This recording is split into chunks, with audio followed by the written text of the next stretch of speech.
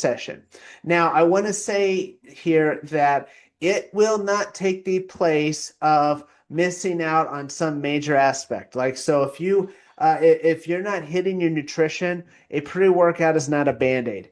If you're not getting enough sleep, a pre-workout is not going to solve your problems.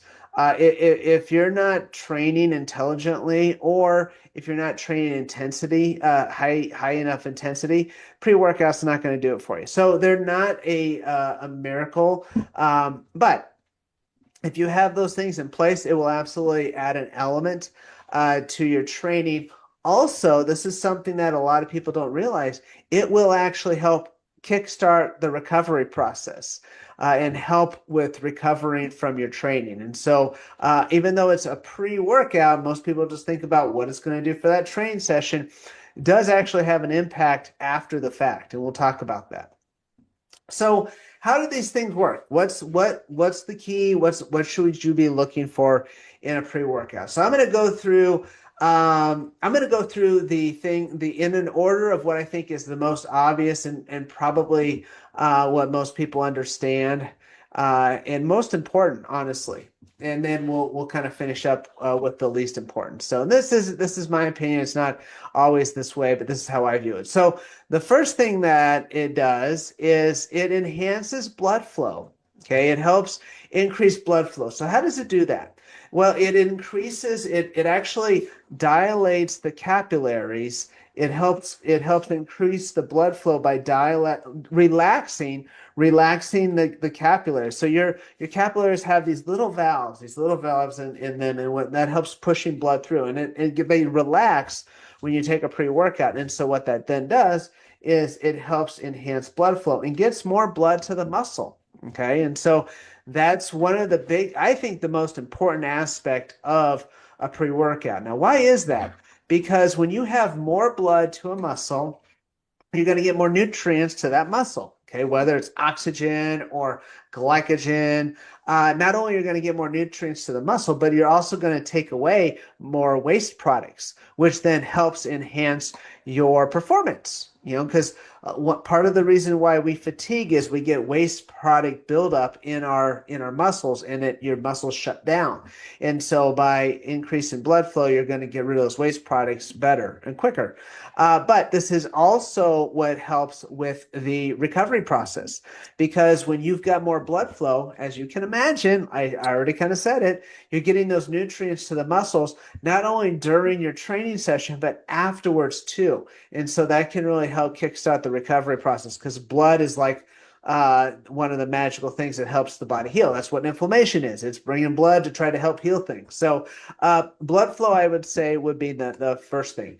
The second thing is it prevents fatigue. Now, I'm not talking about stimulation. I'll talk about that in a little bit. I'm talking about like fatigue in the muscles, like similarly, like when you're doing a set, you're doing reps, and you just get tired. Okay, it helps reduce fatigue.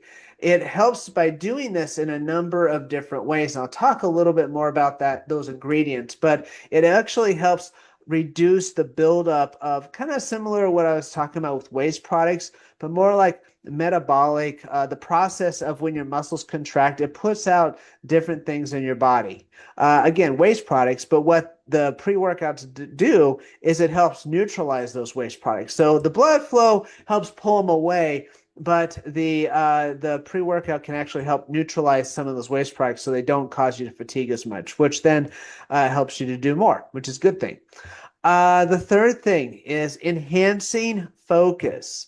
Okay, enhancing focus. So this is more of the mental side of it, the nootropic side of it, which then helps you stay zoned in and focused and just be able to mentally stay plugged in. And there's a lot of things there that do that, but that's another component. And then the fourth thing is providing energy. So remember, I talked about preventing fatigue.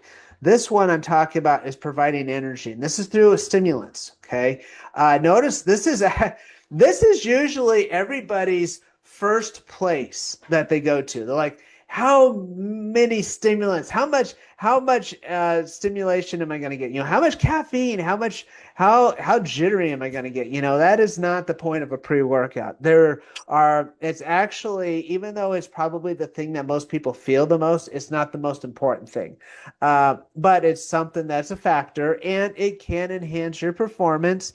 If you have an appropriate amount of caffeine, it will help you with your training. And I'll talk a little bit more about caffeine as well. But yeah, so that would be the other one, is how much stimulus does it provide, which also stimulates your central nervous system, which again, this is part of the reason why it helps enhance your performance. All right, and then the sixth aspect, or fifth aspect, one, two, three, four, five. Sorry, five.